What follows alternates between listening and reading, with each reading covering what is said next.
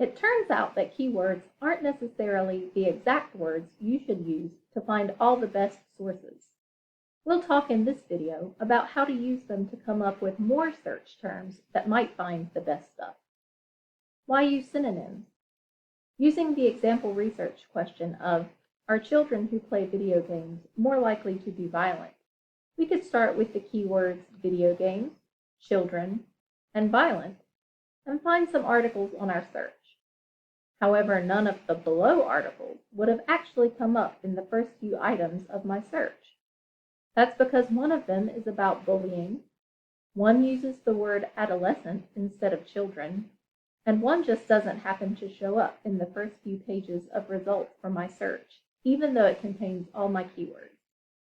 Using words that mean similar things to video games, children, and violent helped me find these articles that are definitely relevant to my question. So we use synonyms because good sources use a lot of different words, but our search engines only find the words that we give them. So how do you find synonyms? There are a few different places to look, the first of which is your own brain. For example, for the keyword children, I might think of kids, or I might think of minors. But I may also consider narrower terms like adolescents or teenagers. I didn't really need to look any of these up anywhere, they just occurred to me. In some other cases, I may use articles or other search terms that I find while I'm searching. If I look up violent video games, I may find reference to bullying, or I may find reference to delinquency or aggression.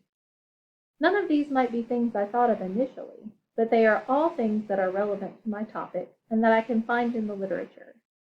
All of these are narrower categories of violence in most cases and have different meanings, but they are still synonyms that may help me pull together my paper. A few last things about synonyms.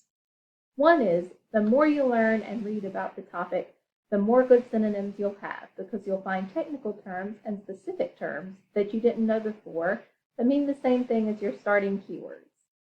The second is that sometimes there are words without good synonyms, one example being video games in our question. There just aren't any words that really mean the same as this, but you'll notice that video games are a specific kind of thing, a specific noun. Typically, a concept like violent or children will have more synonyms. Finally, these all fit together to make search strings, which is how we will search the database. You can find the video on search strings in the video tutorial library.